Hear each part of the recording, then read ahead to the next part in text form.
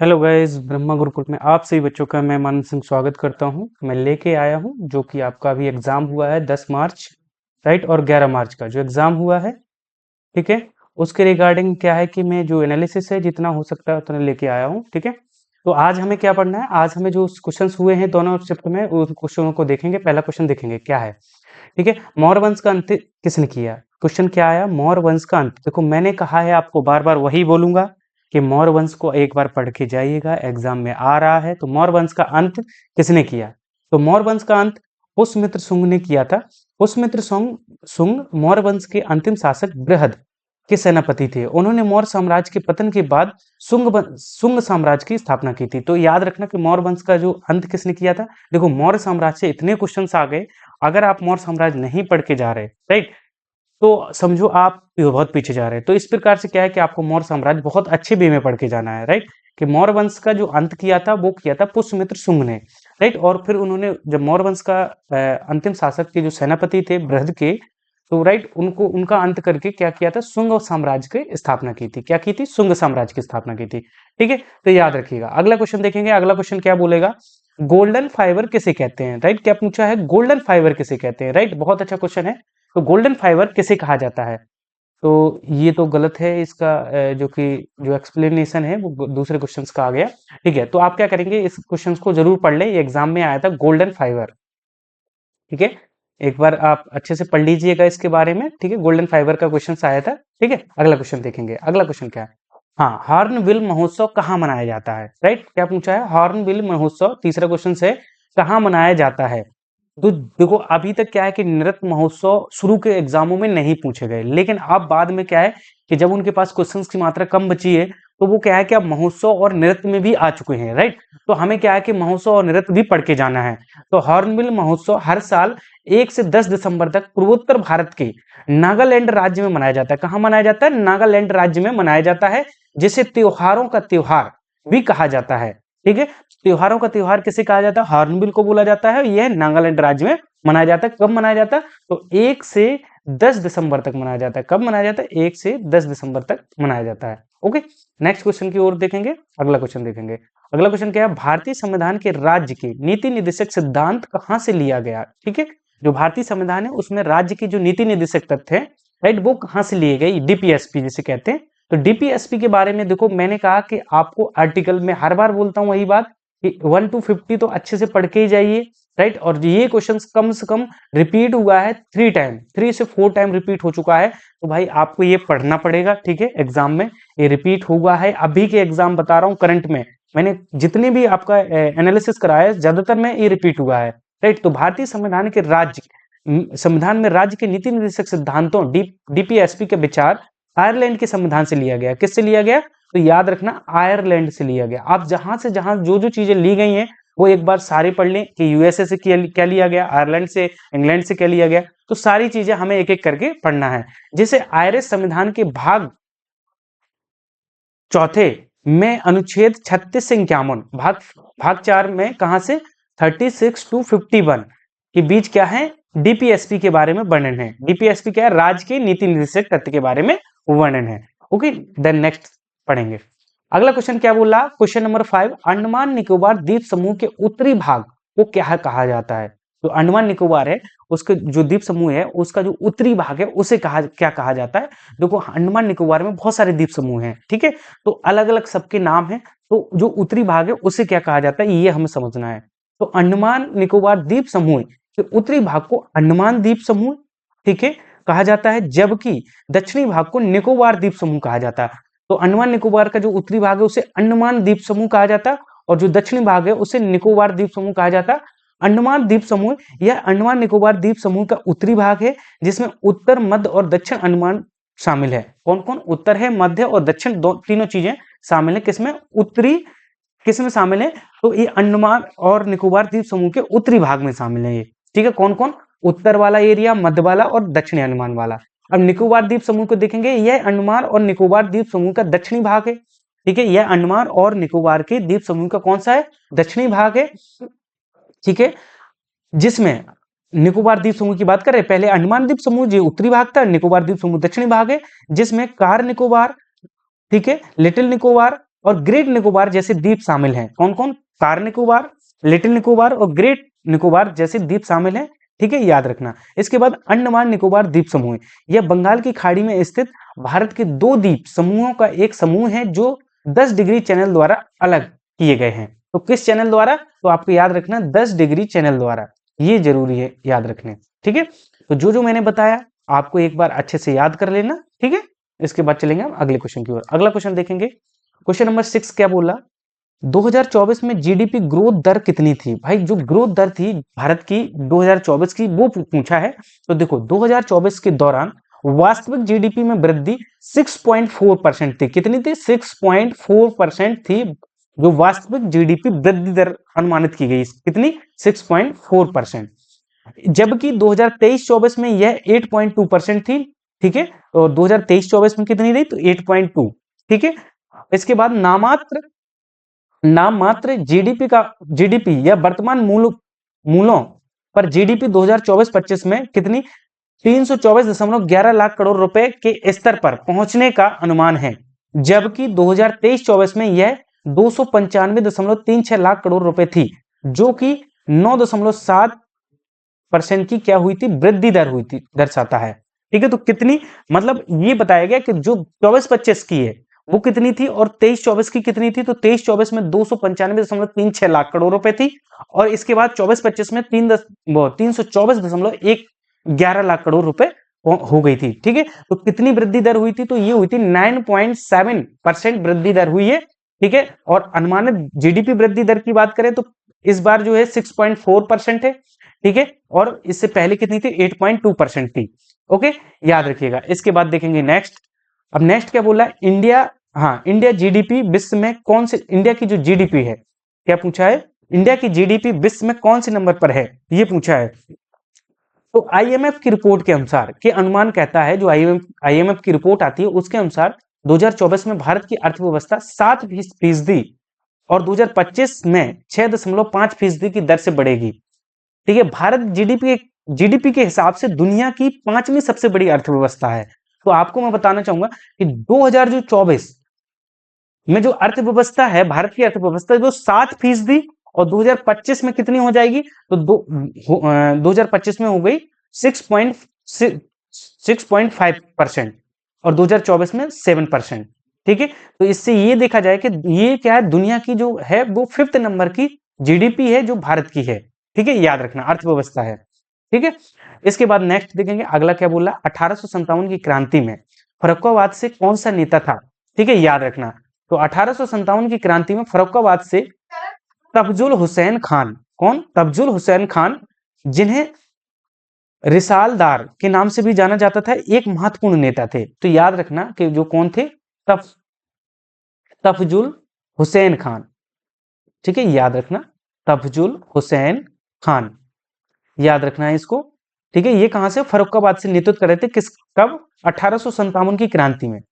ठीक है, विद्रोह में, या हाँ क्रांति में। तो आप इस चीज को याद रखिएगा।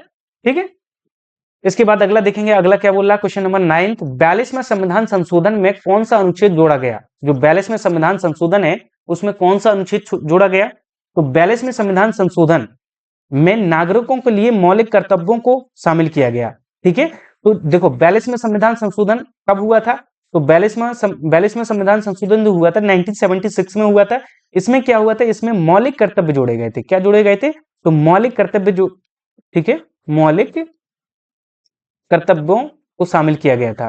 ठीक है, हाँ, शामिल करने के लिए संविधान में अनुच्छेद 51A को जोड़ा गया था। तो किसके तहत जोड़ा गया था? तो आर्टिकल 51A के तहत जोड़ा गया था, जिसमें 10 मौलिक कर्तव्यों का उल्लेख है। तो आपको लिखना कि ये क्वेश्चन भी कम से कम 3 बार रिपीट हुआ है भाई। अगर आप पढ़ के जा रहे हैं संशोधन, मैंने कहा ना संशोधन भी एक पॉइंट है, इसको पढ़ के जा रहे हैं, इससे 3 बार रिपीट हुआ है ये क्वेश्चन। सोचो अगर नहीं पढ़ा होगा, इसलिए मैं कह रहा हूं एनालिसिस जरूर देखा करें। जितने भी मैंने अभी तक एनालिसिस कराए, अगर आपका एग्जाम नहीं हुआ तो आप एनालिसिस को जरूर देख के जाए। क्वेश्चन नंबर 10 क्या बोला? स्थायी बंदोबस्त कौन लाया था? राइट, जो स्थायी बंदोबस्त था वो कौन लाया था? तो स्थायी बंदोबस्त, जिसे बंगाल का स्थायी बंदोबस्त या जमींदारी व्यवस्था के नाम से भी जाना जाता है।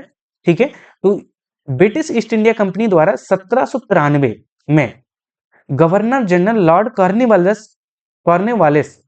के प्रशासन के तहत, देखो कॉर्नवालियस थे, उनके प्रशासन के तहत शुरू की गई एक भूमि राजस्व प्रणाली थी। तो किसके के कौन लाया था? तो कॉर्नवालियस लाया था। कौन? कॉर्नवालिस, ये कॉर्नवालिस लाया था। ठीक है, कब लाया था? तो ये लाया था 1793, मतलब 1793 में लाया था। ठीक है, ये किससे रिलेटेड था? तो ये भूमि से रिलेटेड था, भूमि राजस्व प्रणाली से रिलेटेड। ठीक है, इसके बाद नेक्स्ट देखेंगे, जनधन के तहत अभी तक कितने खाते खोले गए? ये क्वेश्चन पूछा है। तो जनधन खाता आपने देखा होगा, बहुत सारे लोगों का खोला भी होगा। तो जनधन खाता के रिगार्डिंग वित्त मंत्रालय ने बताया कि प्रधानमंत्री जनधन योजना के तहत 14 अगस्त 2024 तक खोले गए खातों की संख्या अभी तक कितनी है? 53.13 करोड़। ठीक है, कितनी है? तो ये है 2024 तक खोले गए खातों की कुल संख्या है 53.13 करोड़ है। ठीक है, इसमें 55.6% जनधन खाता धारक महिलाएं हैं। तो देखो महिलाएं कितनी है, देखो टोटल कितनी है 50.13, इसमें से महिलाओं की अगर जनसंख्या देखें तो ये होगी वुमेन्स। ठीक है, इनकी जो जनसंख्या होगी वो होगी 29.56, और मेंस की कितनी हो जाएगी? तो मेंस की देखना है, मेंस की होगी 35.37 करोड़। ठीक है, करोड़। तो ये याद आपको रखना है। हाँ, इसके बाद देखेंगे अगले क्वेश्चन की ओर। अगला क्वेश्चन क्या बोल रहा है? हरित क्रांति कौन सी पंचवर्षीय योजना के समय शुरू की गई थी? जो हरित क्रांति है वो कौन सी पंचवर्षीय योजना के समय शुरू की गई थी? हरित क्रांति की शुरुआत 1965 में हुआ था। ठीक है, कब हुई थी? 1965 में हुई थी। यह तीसरी पंचवर्षीय योजना के तहत, और तीसरी पंचवर्षीय योजना कब आई थी? तो ये आई थी 1961 से 66 आई थी। कितनी? 1961 से ये 1961 से 1966 के बीच आई थी। ठीक है, कौन सी? थर्ड या तीसरी। ठीक है, या तीसरी पंचवर्षीय योजना, याद रखना, तीसरी पंचवर्षीय योजना। ओके, याद रखिएगा। इसके बाद अगला देखेंगे, अगला क्या है बोल रहा? क्वेश्चन नंबर 13, द्वीप 2.0, द्वीप 2.0 योजना किस राज्य में शुरू की गई? 1 नवंबर को आंध्र प्रदेश के मुख्यमंत्री चंद्रबाबू नायडू ने श्रीकाकुलम जिले, ठीक है, कहां? देखो ये पूछा है कि किस राज्य में द्वीप 2.0 योजना किस राज्य में शुरू की गई? तो ये जो शुरू की गई ये आंध्र प्रदेश में। ठीक है, पहला पॉइंट। कब शुरू की गई? तो ये शुरू की गई 1 नवंबर को। तो वहां के मुख्यमंत्री कौन है? चंद्रबाबू नायडू। ठीक है, ने श्रीकाकुलम जिले के एडुपुरम का दौरा किया और महिलाओं को मुफ्त गैस सिलेंडर उपलब्ध कराने के उद्देश्य से द्वीप 2.0 योजना का शुभारंभ किया। ठीक है, तो याद रखना। तो क्या कौन कौन पॉइंट याद रखने वाला है इसमें? शुरू कब किया ये योजना? तो ये 1 नवंबर को हुई थी। ठीक है, किसने, कहां पर शुरू हुई? तो ये आंध्र प्रदेश में हुई है। ठीक है, आंध्र प्रदेश। ठीक है, वहां के मुख्यमंत्री चंद्रबाबू नायडू। ठीक है, तो याद रखिएगा। चलो अगला क्वेश्चन देखेंगे। अगला क्वेश्चन नंबर है 14, चंद्रगुप्त के समय कौन सा, ठीक है, कौन सा यूनानी शासक आया था? राइट, तो चंद्रगुप्त के समय क्या हुआ था कि चंद्रगुप्त मौर्य के दरबार में यूनानी शासक सेलुकस निकेटर, ठीक है, सेलुकस निकेटर का जो राजदूत था कौन? मेगास्थनीज, वो आए थे। ठीक है, तो याद रखना कि चंद्रगुप्त मौर्य के दरबार में कौन सा यूनानी शासक आया था? तो यूनानी शासक का जो सेलुकस निकेटर था उसका राजदूत मेगास्थनीज आया था। ठीक है, याद रखिएगा। अगला क्वेश्चन देखेंगे। अगला क्वेश्चन समझने की कोशिश करिए। राहुल आचार्य, ठीक है, राहुल आचार्य किस शास्त्रीय नृत्य से संबंधित है? पहला, ठीक है, याद रखना। एक सेकंड, सॉरी। तो ये जो राहुल आचार्य हैं, समझो, राहुल आचार्य हैं, ठीक है, राहुल आचार्य हैं, ये उड़ीसी, जो उड़ीसा का है, उड़ीसी शास्त्रीय नृत्य है, उससे संबंधित, तो उड़ीसी नृत्य से संबंधित है। ठीक है, याद रखिएगा। तो उड़ीसी के शिष्य राहुल आचार्य ने सचमुच उड़ीसी नृत्य में कदम रखा। यह 3 साल की उम्र में हुआ था, जिसका मतलब है 28 वर्षीय इस युवा ने नृत्य की 1/4 सदी का अनुभव हासिल किया है। तो याद रखिए कि राहुल आचार्य किस नृत्य से संबंधित है? किस शास्त्रीय नृत्य से संबंधित है? तो उड़ीसी से संबंधित है। ठीक है, याद रखिएगा। मनु भाकर, देखो मनु भाकर किसके ब्रांड एम्बेसडर हैं? ये पूछा है, बहुत अच्छा क्वेश्चन है। तो देखो वेरी वेरी इंपोर्टेंट है। तो मनु भाकर बनी है पत्तन पोतन परिवहन जलमार्ग मंत्रालय, याद रखना, जलमार्ग मंत्रालय की ब्रांड एम्बेसडर बनी है। ठीक है, याद रखना। तो मनु भाकर किसकी ब्रांड एम्बेसडर बनी है? तो पत्तन पोतन परिवहन या जलमार्ग मंत्रालय की ब्रांड एम्बेसडर बनी है, याद रखिएगा। देखो मैंने कहा था आर्टिकल्स पढ़ लो, आर्टिकल 21 आ गया भाई, बिल्कुल नॉर्मल है। आर्टिकल 21 क्या कह रहा है? तो आर्टिकल 21 क्या है? भारतीय संविधान का अनुच्छेद 21 जीवन और व्यक्तिगत, देखो आर्टिकल 21 क्या कहता है? जीवन और व्यक्तिगत स्वतंत्रता का संरक्षण करता है। तो आर्टिकल 21 के तहत जीवन और व्यक्तिगत स्वतंत्रता का संरक्षण नामक एक मौलिक अधिकार का प्रदान करता है, ठीक है, जिसका अर्थ है किसी व्यक्ति को कानून द्वारा स्थापित प्रक्रिया के अनुसार उसके जीवन या व्यक्तिगत स्वतंत्रता से वंचित किया जा सकता है, ठीक है। तो याद रखना कि जीवन और व्यक्तिगत स्वतंत्रता का संरक्षण करता है आर्टिकल 21। अनुच्छेद 21 क्या कहता है? तो अनुच्छेद 21 कहता है, क्या कहता है? जीवन और व्यक्तिगत स्वतंत्रता का संरक्षण, ठीक है, याद रखिएगा। तो जीवन और व्यक्तिगत स्वतंत्रता का संरक्षण कौन करता है? आर्टिकल 21, सॉरी 1 लिखना था, ठीक है, याद रखिएगा। अगला क्वेश्चन देखेंगे। अगला क्वेश्चन बहुत अच्छा है। नालंदा विश्वविद्यालय किसने बनवाया था? ये आपको बताना है। तो नालंदा विश्वविद्यालय की स्थापना गुप्त सुंग, ठीक है, सॉरी गुप्त वंश, माफी चाहूंगा। नालंदा विश्वविद्यालय की स्थापना गुप्त वंश के सम्राट कौन थे? कुमार गुप्त प्रथम, ठीक है, याद रखना कौन? कुमार गुप्त प्रथम। देखो जो मुख्य मुख्य पॉइंट है मैं उनको अलग अलग भी लिखता जा रहा हूँ, एक दिमाग में चढ़ाते जाना, ठीक है। कुमार गुप्त, देखो गुप्त वंश हो गया, मौर्य वंश हो गया, ये बहुत जरूरी है पढ़ के जाना। तो कुमार गुप्त प्रथम ने की थी। इसकी स्थापना 5वीं शताब्दी के प्रारंभ में हुई थी। कब हुई थी? 5वीं शताब्दी के जो प्रारंभ हुआ था उस टाइम हुई थी।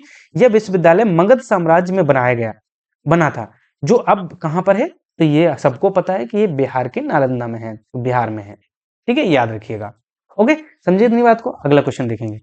अगला क्वेश्चन क्या बोला है? सैयद वंश का अंतिम शासक कौन था? ठीक है, जो सैयद वंश है उनका अंतिम शासक कौन था? तो सैयद वंश का जो अंतिम शासक था अलाउद्दीन आलम शाह। क्या? अलाउद्दीन आलम शाह दिल्ली सल्तनत पर शासन करने वाले सैयद वंश का अंतिम शासक था। यह मोहम्मद शाह का बेटा था। किसका था? मोहम्मद शाह का बेटा, ठीक है। कौन? अलाउद्दीन, याद रखना, अलाउद्दीन आलम शाह, ठीक है, अलाउद्दीन आलम शाह था सैयद वंश का ये अंतिम शासक था। कौन था? अंतिम। ओके, समझे इतनी बात को? चलो इसके बाद अगले क्वेश्चन की। अगला क्वेश्चन क्या बोला? 2024 में पद्मश्री पुरस्कार से कितनी महिलाओं सम्मानित की गई या कितनी महिलाओं को मिला था? ठीक है, 2024 में पद्मश्री पुरस्कार किसको मिला था, कितनी महिलाओं को मिला था, ये पूछा है। तो इसमें टोटल महिलाएं जो शामिल हुई थी वो हुई थी 8 महिलाएं, ठीक है, 8 महिलाओं को पद्मश्री पुरस्कार से सम्मानित किया गया था, ठीक है। तो ये मैंने जो मेनली क्वेश्चंस थे, मैंने वहां से जितना भी एनालिसिस था आरपीएफ कांस्टेबल का 10 और 11 मार्च स्पेशल, ठीक है, उसका डाटा मैंने कंप्लीट कराया है। तो सभी बच्चे क्या है इस क्लास को जरूर देखें, ठीक है। और मैं बताना चाहूंगा क्लास बहुत सारे बच्चे देखते हैं, अगर आपको अच्छा कंटेंट लगता है तो एक छोटा सा कमेंट छोड़ दें कि सर बढ़िया है। और साथ में अगर आपने चैनल को सब्सक्राइब नहीं किया तो सब्सक्राइब भी करें, ठीक है। और हाँ, तो बाकी आपके लिए thank you so much everyone, जिसने जिसने भी क्लास करी है उसके लिए, ठीक है। इसी तरीके से हम और भी मेहनत करेंगे, अगली क्लास में और एनर्जी के साथ अच्छे वे में क्वेश्चंस लेके आएंगे। जो भी आरपीएफ के बच्चे हैं सारे बच्चे क्लास को बहुत अच्छे वे में देखने की कोशिश किया करेंगे, ठीक है। हाँ, तो आरपीएफ वाले बच्चों के लिए ये क्लास बहुत इंपॉर्टेंट है, ठीक है। तो आज के लिए इतना ही, और प्लीज आपसे बार बार वही करूंगा कि सब्सक्राइब जरूर कर दें। अगर आपको कंटेंट अच्छा लगता है, नहीं लगता तो कोई बात नहीं, मैं कोशिश करूंगा कि आपकी मतलब जो इच्छा के अनुसार कंटेंट लाने की। अगर आप कमेंट करके एक बार बताएंगे सर इस तरीके से और डाटा डिटेल में लेके आइए, इस तरीके का डाटा डिटेल में लेके आइए, मैं वैसा भी लेके आने की पूरी कोशिश करूंगा। आज के लिए इतना ही, मिलते हैं अगली क्लास में अच्छी एनर्जी के साथ। Okay everyone, bye bye, take care.